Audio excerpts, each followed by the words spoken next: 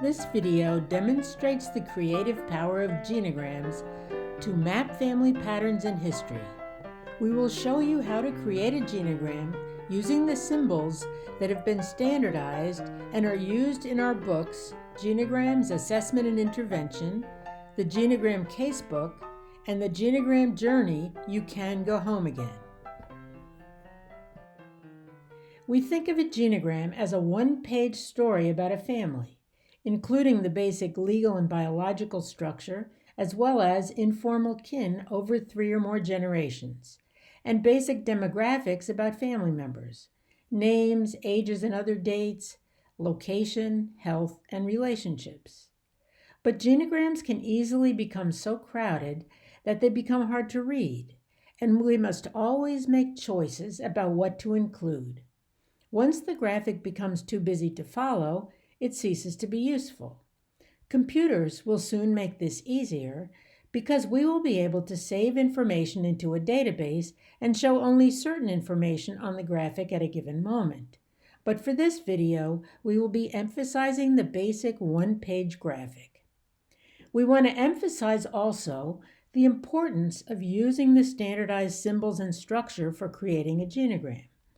This is the only way that genogram mapping can become a shared language we can all read.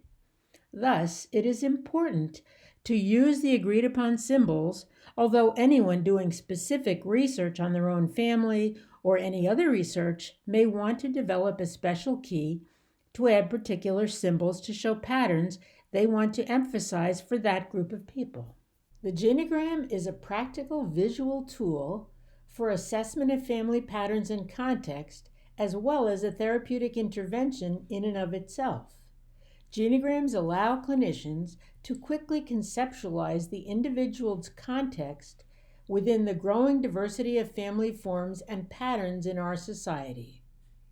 Clinically speaking, gathering family information and constructing a genogram should always be part of a more general process of joining, assessing, and helping a family. Information is gathered as family members tell their story in the context of their discussing the problem for which they are seeking help. While basic genogram information can be collected in a structured format as part of a medical record, the information should always be gathered for a purpose that the participant understands and treated with greatest respect. Sharing a family's history is an intimate process, not a mere technical fact gathering. Any question you ask may lead to the most sensitive, embarrassing, or traumatic experience, so it is never something that can be manualized as a list of questions or managed by just collecting the facts. The genogram we are using for this video is for John Rodriguez, who sought help in 2018 for free-floating anxiety to the point of feeling panicky and almost incapacitated. His anxiety focused particularly on his wife's pregnancy. Our presumption is that the genogram may help us develop some hypotheses about this anxiety to help him. He was having trouble sleeping and kept worrying that something would happen to the baby and he would not be there. We show John as the index person, index patient, or IP by making his symbol larger and lower than his siblings when we later add them, and he becomes the central focus of the genogram. By beginning with the genogram template, we have John's parents and grandparents sketched out before we begin. John's symbol, a square, hangs down from the line which joins his parents. The square shows that he is male. We add his age, 28, inside the square, his name written below, and his birth date, 1990, written above and to the left of his symbol. His location then goes above the birth date, and his occupation wherever we can fit it. We add also his cultural heritage. His father's family was from Puerto Rico, and his mother's family was Italian. All children of a couple are hung down from the couple line in order of their birth, left to right from oldest to youngest. Once the basic family structure and skeleton of who is in the family are drawn, we will start adding information about the family, particularly regarding demographics, functioning, relationships, and critical life events. But we will begin here by adding John's immediate family, since that is his primary focus, and come back to add his siblings and family of origin later. We will add John's wife, Katya, a Russian Jewish immigrant and an only child who is 27 and works as a medical technician. They've been married for 2 years and are expecting their first child, who is apparently a girl, as we can tell from the triangle pregnancy symbol with a circle inside, a circle representing a girl. Next, we add John's siblings, whose symbols, as mentioned, are made smaller and higher than his own. Spouses of siblings are shown even lower and smaller than the siblings themselves, so that the birth order of siblings remains clear and the spouses of siblings are not mistaken for siblings themselves. This will allow you to develop hypotheses related to the structure of the family, including birth order, gender, and distance in age between siblings. We never know whether our hypotheses about a particular family are accurate, but checking out hypotheses about patterns on a genogram is a basic way to learn about the family's history. We see that John Rodriguez is the second of 4 siblings, having an older brother, Jorge, and twin younger siblings, Peter and Marie. Converging lines connect the twins to the parental line. The 3 younger siblings appear to have more education than Jorge, who was working in construction, which raises a question about his role as the oldest relative to the others. Given the distances apart in age, we might assume that John and his 1-year older brother would grow up as a pair, and that the twins, being 4 years younger, would be another pair. Or it might be that the 3 brothers would be a group and the sister would end up in a kind of outsider position. In any case, we wonder what family dynamics might have led the younger siblings to receive more education and what impact educational and occupational differences may have on family relationships. We also see that John's older brother Jorge has a partner, Tina. Their connection lines indicating not a marriage but a committed relationship, shown by 2 couple connection lines, one solid and one dotted. They have identical twin daughters, indicated by the line connecting their converging twin lines.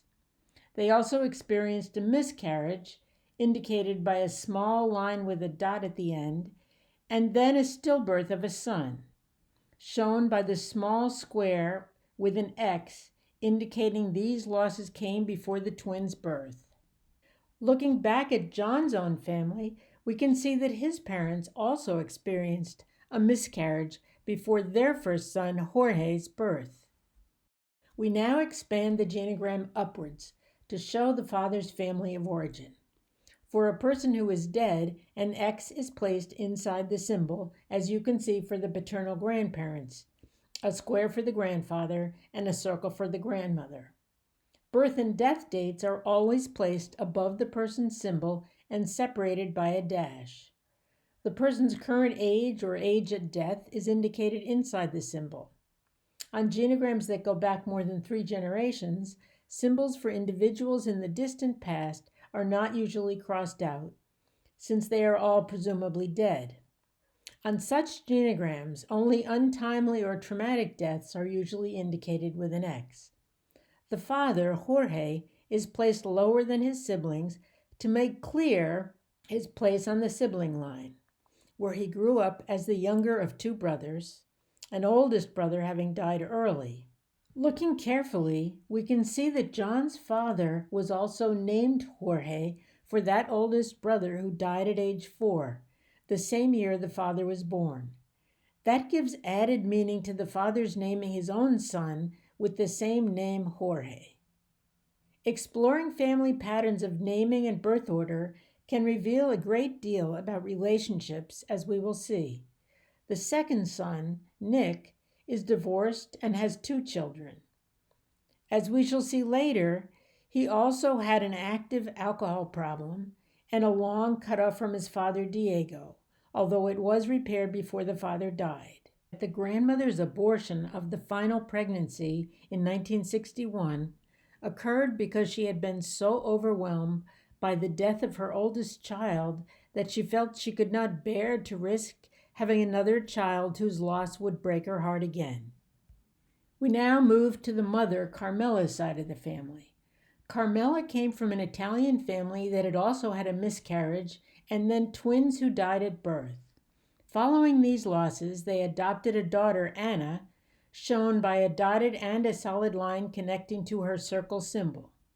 The same year, the grandmother became pregnant and had Carmela.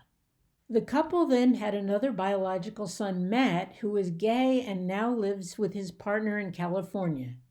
The parents then took in a foster son, Joe, who has never married and lives now in Chicago. Joe's connection as a foster child is shown by a dotted line down to his symbol. Marriage, separation, divorce, and living together dates are indicated on the couple line, as we can see here for Carmela's parents, who married in 1954, separated in 1970, and divorced in 1971. Their divorce is indicated by the two slash lines through the marriage line. Carmela's parents separated when she was 12, just after they took in her younger foster brother Joe. The father had a live-in girlfriend from the time he separated until his death in 1989. Finally, we want to include on the genogram key issues of functioning and relationships.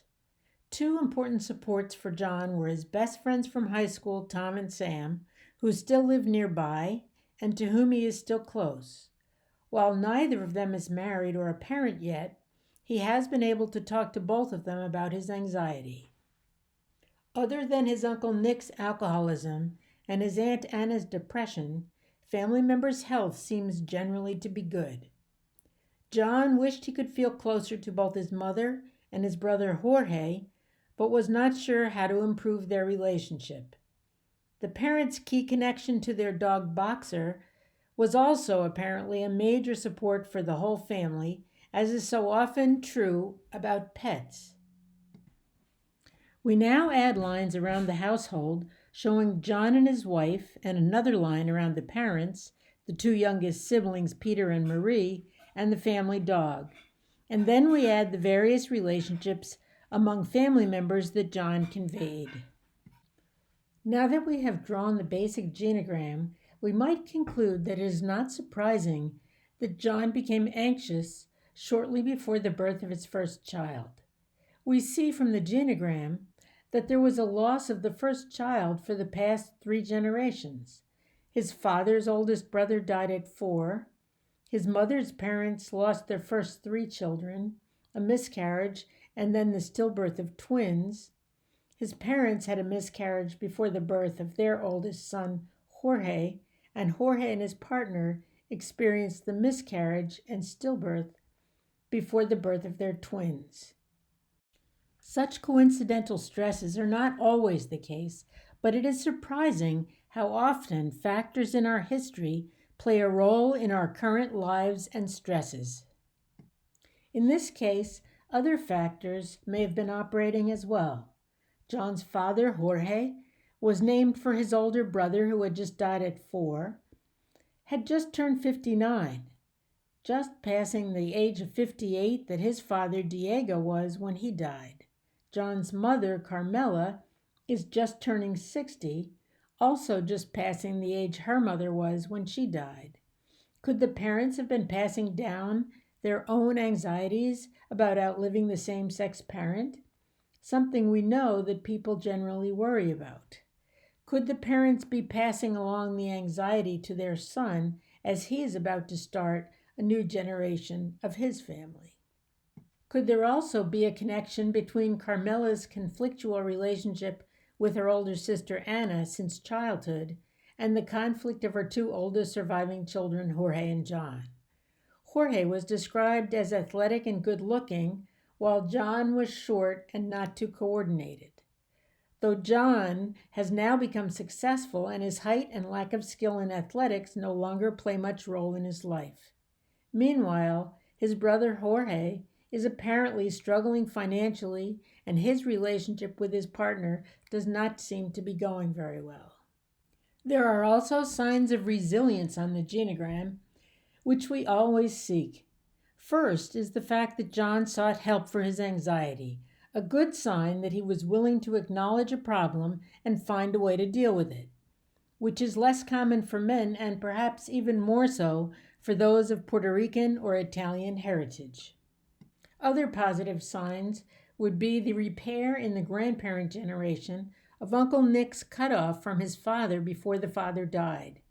On the mother's side, we note her parents' creativity in seeking first to adopt and later to take in a foster child after their obvious struggles with having children. It didn't save their marriage, but the indications are that both parents maintained positive relationships with all their children, even though Anna has suffered frequent depression and she and Carmela are in frequent conflict, and Carmela did not feel as close to her mother as she now wishes she had been.